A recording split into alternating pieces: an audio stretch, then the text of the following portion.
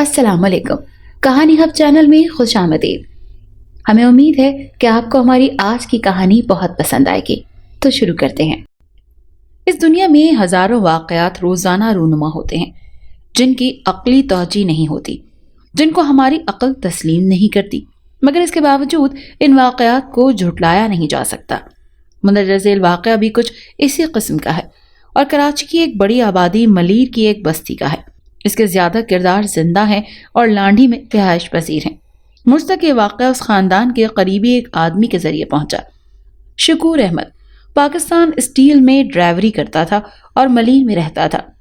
اس کی 2 جوان لڑکیاں اور ایک بچہ چھوٹا تھا جو کہ لڑکا تھا۔ شکور احمد کی بیوی نہایت صابر عورت تھی اور لڑکیوں کی طرف سے بہت فکر مند تھی۔ وہ ہر دوسرے تیسرے روز میاں کو یاد دلاتی تھی، لڑکیاں جوان ہیں، ان کی کچھ فکر کرو۔ تم روز روز میرے کان کھاتی ہو، میں کیا کروں؟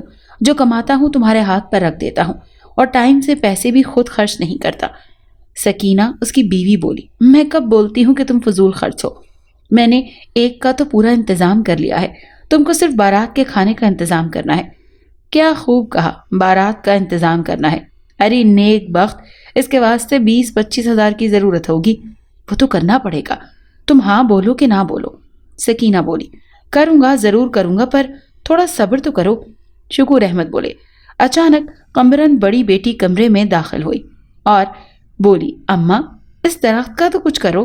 سکینہ نے پوچھا، کیا ہوا اس درخت کو، کیوں مری جا رہی ہے؟ اماں پورے آنگن میں کیڑے رینگ رہے ہیں، ان کے منہ بڑے ہی خوفناک لگتے ہیں۔ میں تو آنگن میں جھاڑو نہیں دیتی، کاٹتے ہیں، اور ان کے کاٹنے سے ایسی جلن پڑتی ہے کہ بس کیا بتاؤں۔ سکینہ بولی، ارے نگوڑ ماری، کیڑوں سے ڈرتی ہے؟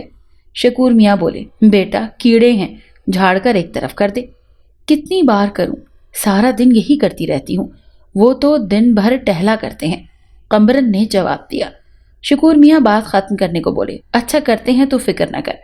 قمرن چلی گئی تو سکینہ بولی، بات تو قمرن کی درست ہے، یہ کیڑے پورے گھر میں پھیلتے جا رہے ہیں، ایک وقت آئے گا ہم باہر ہوں گے اور یہ کیڑے ہم پر قبضہ جما لیں گے۔ شکور میاں زور سے ہنس پڑے اور بولے، ارے کیا آپ بالکل ہی پاگل ہو گئی ہو، کیڑے ہمارا کیا کریں گے؟ تو پھر اس درخت کا کچھ کرو۔ سکینہ بولی، ہم نے جب اس مکان کو خریدا اس وقت بھی یہ درخت یہاں پر تھا، تم نے بھی اس کے شہتوت کھائے ہیں، اور تم نے کہا کہ درخت تو مفت میں ہمارے پاس آ گیا، لگایا کسی اور نے اور پھل ہم کھا رہے ہیں۔ شکور بولے، ہاں بولی تو تھی اس وقت میں، یہ کیڑوں کی بلا کب تھی اس پر، یہ تو اب آئی ہے۔ شکور میاں کے 2 ہی شوق تھے، 1 روپے کمانا اور شطرنج کھیلنا۔ قریب ہی ایک شطرنج کلب تھا، رات کا کھانا کھاتے ہی وہ وہاں چلے جاتے تھے اور 2-4 بازی کھیل کر آتے تھے۔ کلب میں ان کے کئی ہم عمر دوست تھے۔ ان لوگوں میں ایک عمر دین بھی تھا جس سے روز ہی اس سے نوک جھوک بساط پر ہوا کرتی تھی، مگر پھر بھی دوستی اپنی جگہ تھی۔ گھریلو باتیں بھی کر لیا کرتے تھے اور اپنی اپنی پریشانیاں بھی بیان کر لیا کرتے تھے۔ شکور احمد نے کھیل ہی کھیل ختم ہونے کے بعد کہا، پہلے مجھے صرف لڑکیوں کی فکر تھی، مگر اب ایک نئی فکر لگ گئی ہے۔ عمر دین بولا، اچھا اب نئی فکر کیا لگ گئی ہے، بتاؤ تو شاید میں کچھ کر سکوں۔ ارے شکور میاں بولے، میرے گھر میں ایک شہتوت کا درخت ہے، اس میں بڑے میٹھے اور رسدار شہتوت لگتے ہیں، مگر کچھ عرصے سے اس کی جڑ میں سے عجیب نمونے قسم کے رینگنے والے کیڑے نکل رہے ہیں۔ ان کیڑوں کے منہ سرخ ہیں اور سارے بدن پر رواں ہے، اور یہ کاٹتے بھی ہیں، اور ان کے کاٹنے سے سخت جلن ہوتی ہے۔ سارا دن آنگن میں یہ پھرتے رہتے ہیں، جھاڑو دو پھر آ جاتے ہیں۔ عمر دین ایک بقرات ہنس کر بولا، واہ میاں اچھی سنائی، اماں یہ بھی کوئی مسئلہ ہے، کاٹ دو درخت کو، درخت ختم کیڑے ختم۔ شکور میاں بولے، ارے تم درست بولتے ہو، پھلدار درخت ہے، کاٹنے کو دل دکھتا ہے، بس یہ بات ہے، تو پھر شہتوت کے ساتھ اس جیسے کیڑے بھی برداشت کرو۔ عمر دین نے جواب دیا۔ گھر آ کر شکور میاں نے بیوی سے مشورہ کیا اور بولے، میرا خیال ہے کہ اس درخت کو کاٹ دینا چاہیے۔ بیوی بولی، کاٹنے کے بجائے کوئی دوائی وغیرہ ڈال دو تو اچھا ہے، درخت اچھا ہے، سایہ ہے، پھل لگتے ہیں۔ یہ بھی ٹھیک ہے، میں کوشش کرتا ہوں۔ یہ دوائی تو کسی باغ والے سے ملے گی۔ شکور میاں بولے۔ رات کو عمر دین کو انہوں نے بتایا، بیوی کا خیال ہے درخت نہ کاٹا جائے، کیڑوں کو ختم کرنے کے لیے کوئی کیڑے مار دوا چھڑک دی جائے۔ عمر دین بولا، تمہاری بیوی تم سے زیادہ عقل مند ہے، کر لو ایسا۔ شکور میاں اس دوا کی تلاش میں لگ گئے اور پھر ملیر کے ایک امرود کے باغ کے مال سے بڑے مجرب قسم کی دوا لے آئے اور شہتوت کے درخت کی جڑ کے ارد گرد چھڑک دی، مگر اس دوا کا اثر ان کیڑوں پر کچھ نہ ہوا۔ 2-3 دن شکور نے انتظار کیا کہ شاید دوا اثر کرے، مگر کچھ نہ ہوا، تو پھر دوڑے باغ کی طرف اور دوا کے کارآمد نہ ہونے کی شکایت مالی سے کی۔ اس باغ کا مالی بھی حیران ہوا اور بولا، سائیں، اتنی خطرناک دوا میں نے تم کو دی، تم بولتے ہو کہ ایک بھی کیڑا نہیں مرا، ابھی ہم تمہاری بات کو کیسے سچ مان لیں؟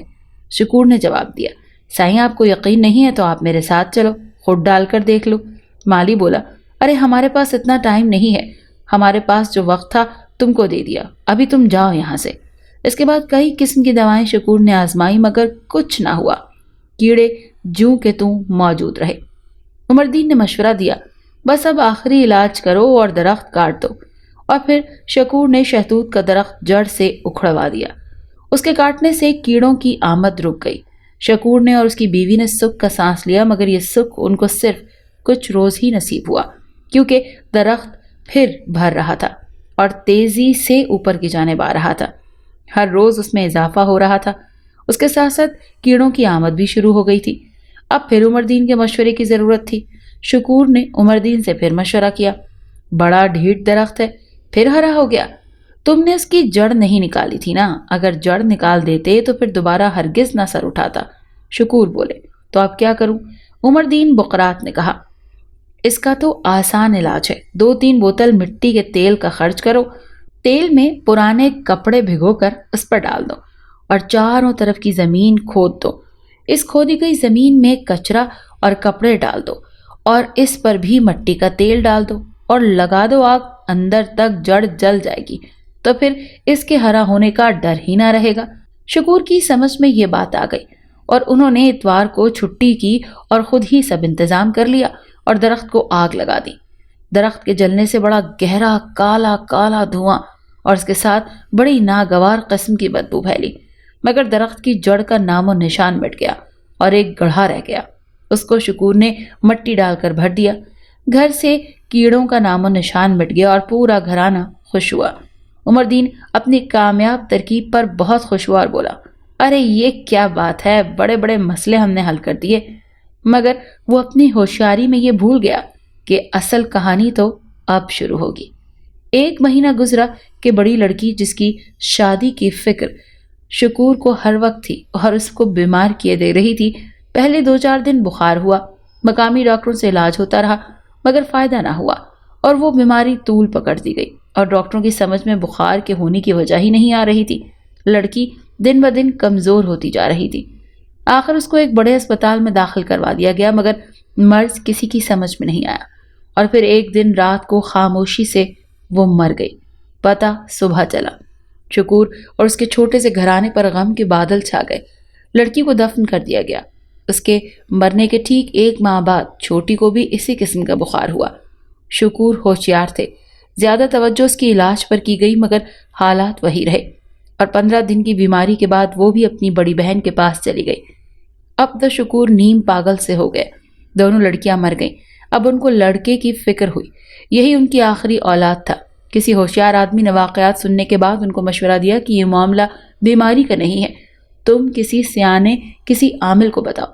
شکور نے ایک عامل سے ملاقات کی تو وہ گھر آ گیا اور آتے ہی اس نے اعلان کر دیا کہ یہ گھر تیرے لیے بہت بھاری ہے، میں تو تیرا کام نہیں کر سکتا کیونکہ میرے بس کا نہیں ہے، تو جلال شاہ کے پاس جا، اگر وہ یہ کام کرنے پر راضی ہو گئے تو پھر تیرا کام ہو جائے گا۔ اور عالم صاحب چلے گئے۔ جلال شاہ کے لیے شکور میاں دوڑے۔ میوہ شاہ قبرستان کی طرف، جلال شاہ قبرستان میں قبر کے سائے میں بیٹھے تھے اور دور دور کوئی آدمی نہ تھا۔ شکور ان کے قریب خاموشی سے بیٹھ گئے۔ 2 گھنٹے کے بعد جلال شاہ نے اپنی سرخ آنکھیں کھولی اور بڑی کڑکدار آواز میں بولے، کیوں بیٹھا ہے، اپنا وقت برباد کرتا ہے اور مجھ پر بوجھ بنتا ہے؟ شکور ہاتھ جوڑ کر بولے، میں سخت مصیبت میں ہوں سرکار، میرا خاندان تباہ ہو رہا ہے، میری 2 لڑکیاں مر چکی ہیں، اب صرف ایک بیٹا رہ گیا ہے، اگر اس کو کچھ ہو گیا تو میں زندہ درگور ہو جاؤں گا، میری مدد کریں شاہ جی، آپ کے پاس فریاد لے کر آیا ہوں۔ شاہ جی بولے، بتا کیا ماجرا ہے؟ اور شکور نے درخت اور لڑکیوں کے مرنے کی پوری کہانی بیان کر دی۔ پورا بیان سننے کے بعد شاہ جی نے ایک لمبی سی ہوں کی اور چند منٹ کے بعد بولے، تو نے بھی تو اچھا نہیں کیا تھا، اس کے پورے خاندان کو ہی جلا دیا۔ شکور بولے، میں نے تو کسی خاندان کو نہیں جلایا تھا، میں نے تو جڑ جلائی تھی، کیونکہ اس میں سے شہتوت نمونے کے خوفناک منہ والے کیڑے نکل رہے تھے۔ یہی تیری بھول تھی، تو نے خود یا کسی کے مشورے سے ایسا کر لیا اور نقصان بھی اٹھا لیا۔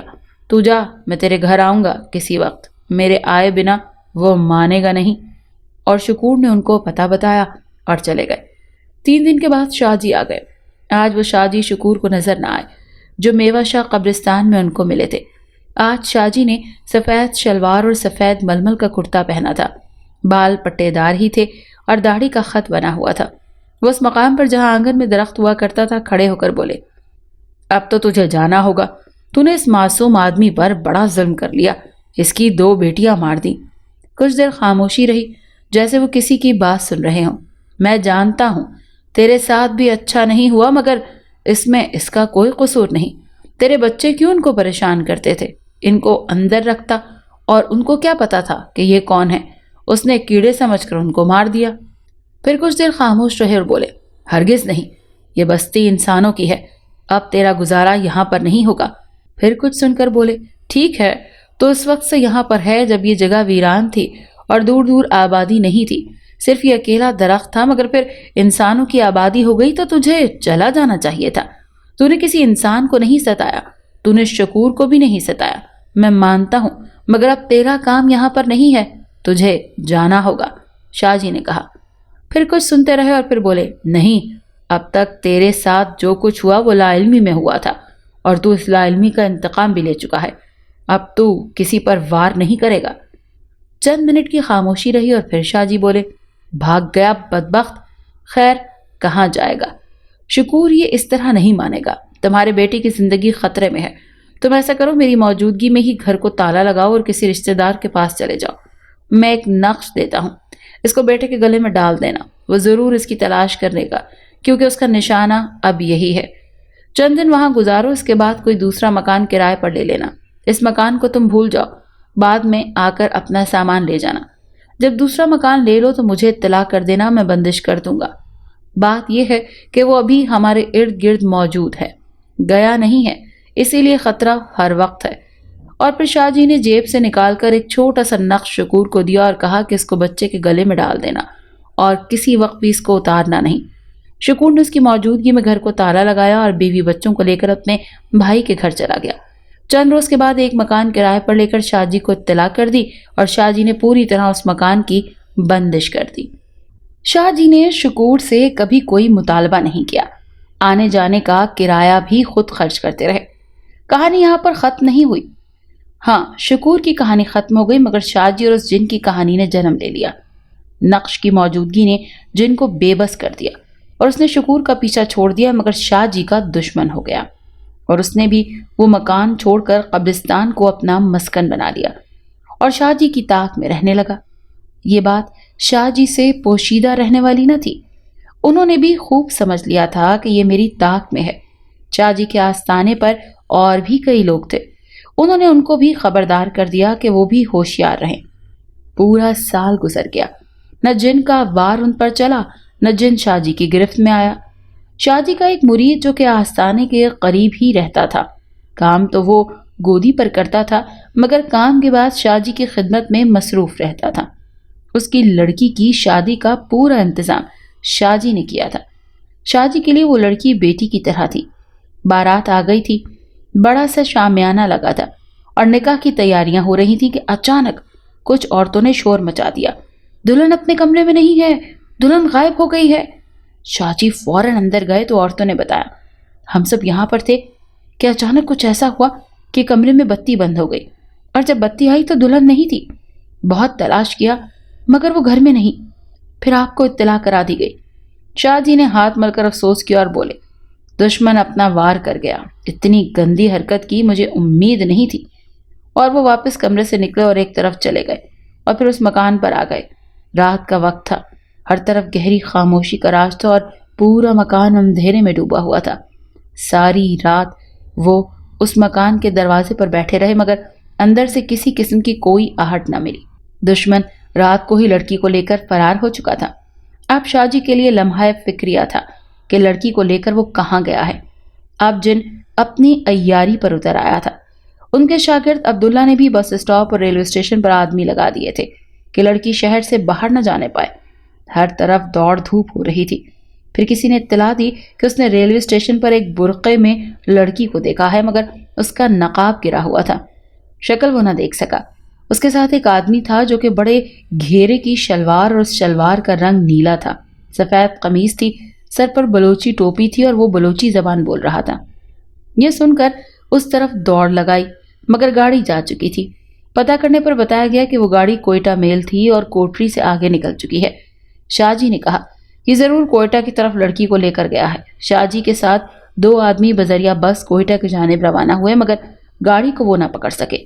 کوئٹہ میں یہ لوگ جب پہنچے تو اس وقت گاڑی آئے 2 گھنٹے گزر چکے تھے۔ انہوں نے ایک ہوٹل میں قیام کیا اور تلاش جاری رکھی۔ شاہ جی جانتے تھے کہ جن اس لڑکی کو آبادی میں نہیں رکھے گا، وہ ضرور کوئی ایسا گوشہ تلاش کرے گا جہاں وہ رہ سکے۔ اس کے لیے وہ پہاڑی علاقے کا انتخاب کرے گا۔ تو شاہ جی نے اپنی تلاش پہاڑی علاقے سے کی۔ کوئٹہ شہر تو چاروں طرف سے پہاڑوں میں ہی گھرا ہوا ہے۔ کوہ مردار بہت اونچا پہاڑ ہے اور کوئٹہ میں آپ کہیں پر بھی ہوں وہ آپ کو اپنے سر پر ہی نظر آئے گا۔ عبداللہ اور اس کے ساتھی شہر میں تلاش کر رہے تھے، مگر شاہ جی پہاڑوں میں روز جاتے تھے۔ وہ آگے بڑھتے رہے اور پھر جمنا جھیل کے قریب پہنچے۔ یہاں پر بہت خوبصورت جھیل ہے اور جھرنوں کے ذریعے پانی اس جھیل میں آتا ہے اور کوئٹہ شہر کو سپلائی ہوتا ہے۔ اس جھیل کے چاروں طرف پہاڑ ہیں اور پہاڑوں میں غار ہیں۔ جھیل کے مشرقی پہاڑوں کی طرف شاہ جی تھے۔ ان کے سامنے ایک غار کا دھانا تھا۔ اس کو اس طرف ایسا لگا کہ اندر کوئی ہے۔ شاہ جی وہیں پر ایک پتھر کی اوٹ لے کر بیٹھ گئے، مگر انہوں نے غار کے دھانے کو نظر میں ہی رکھا۔ دوپہر کا وقت تھا اور دور دور کسی انسانی وجود کا نشان نہیں تھا۔ گرمی بھی بہت تھی، مگر شاہ جی اپنی جگہ پر تھے۔ 4 بجے کے قریب ان کے سامنے ایک بلوچی دھانے پر نمودار ہوا، مگر وہ اندر سے نہیں آیا تھا، بس اچانک نمودار ہو گیا تھا۔ شاہ جی سمجھ گئے کہ وہ روپ بدل کر اسی روپ میں لڑکی کے قریب ہوتا ہے۔ چند منٹ بعد وہ غار کے اندر چلا گیا۔ اس کے اندر جاتے ہی شاہ جی نے غار کے دھانے پر بندش لگا دی۔ اب جن غار سے باہر نہیں نکل سکتا تھا۔ شاہ جی غار کے اندر داخل ہو گئے۔ غار زیادہ بڑا نہ تھا، اندر زیادہ روشنی نہ تھی، مگر نظر آ رہا تھا۔ گھاس پھوس کا ایک بستر تھا اور اس پر لڑکی لیٹی تھی۔ چہرے پر مردنی تھی، رنگ اس کا پیلا پڑ گیا تھا اور بہت کمزور لگ رہی تھی، اور جن بلوچی کے روپ میں اس کے پاس بیٹھا تھا۔ شاہ جی نے ایک نظر میں سمجھ لیا کہ لڑکی پر کیا گزر گئی ہے۔ ان کا چہرہ غصے سے تما گیا اور پھر دھاڑ کر بولے، او بدبخت، تو نے اس معصوم پر کتنا بڑا ظلم توڑا ہے۔ جن اچھل کر پلٹا اور حیران ہو کر بولا، تو یہاں بھی آ گیا؟ تیری موت تجھے لائی ہے شاید۔ شاہ جی نے جواب دیا، تو نے نہایت گھٹیا حرکت کی ہے۔ تو میرا دشمن تو تھا، مجھ سے لڑتا۔ اس بے گناہ لڑکی نے تیرا کیا بگاڑا تھا جو تو نے اس کی زندگی اجیرن کر دی؟ جن بولا، تو نے اس کو اپنی لڑکی کہا تھا، میں تیرا دشمن، تیری ہر چیز کا دشمن ہوں۔ آگے دیکھنا میں اور کیا کیا کرتا ہوں۔ ہاں، یہ تیری بھول ہے او بدبخت، اب تو کچھ نہ کر سکے گا۔ تیرے راستے بند ہیں اور میں نے تیرے چاروں طرف آہنی دیوار کھڑی کر دی ہے۔ تو اس ہی میں قید ہے۔ شاہ جی بولے، تو میری طاقت کو نہیں جانتا بڈھے؟ تو کیا اور تیری اوقات کیا؟ میں جن ہوں، آگ کا بنا ہوا ہوں، تیری دیواریں مجھے روک نہیں سکتی۔ جن کھڑا ہو کر بولا تو شاہ جی بولے، تو پھر میری دیوار کو توڑنے کی کوشش کر، تجھے اندازہ ہو جائے گا۔ جن نے گول گول آنکھیں گھما کر غار کے دھانے کو دیکھا اور ایک طرف چھلانگ لگائی، مگر وہ نظر نہ آنے والی دیوار سے ٹکرا کر بہت بری طرح پتھریلی زمین پر گرا، مگر فوراً ہی دوبارہ کھڑا ہو گیا۔ اب اس کے چہرے پر پریشانی تھی۔ شاہ جی نے نظر نہ آنے والی دیوار کے قریب جا کر لڑکی کو اشارہ کیا۔ وہ حیرت سے شاہ جی کو دیکھ رہی تھی۔ شاہ جی بولے، بیٹا تو آ جا۔ لڑکی اٹھی اور شاہ جی کے پاس آ گئی۔ شاہ جی لڑکی کو لے کر غار سے باہر آ گئے اور باہر آ کر شاہ جی نے لڑکی کو ایک پتھر پر بٹھا دیا اور خود ایک طرف چلے گئے۔ جب واپس آئے تو بہت ساری لکڑیاں ان کے سر پر تھیں۔ اس کے بعد اور بھی کئی لوگ لکڑیاں لے آئے۔ لکڑیاں غار کے دہانے اور اندر ڈلوا کر مٹی کا تیل چھڑک کر شاہ جی نے آگ لگا دی اور منہ ہی منہ میں کچھ پڑھنے لگے۔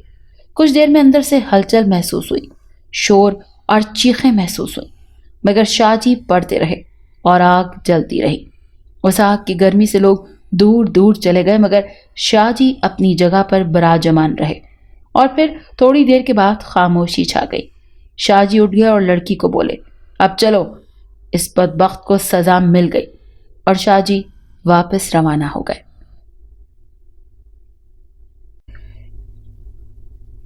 اگر آپ کو ہماری آج کی کہانی اچھی لگی تو ہمارے چینل کو لائک اور سبسکرائب کریں اور اس کہانی کو زیادہ سے زیادہ شیئر کریں۔ شکریہ۔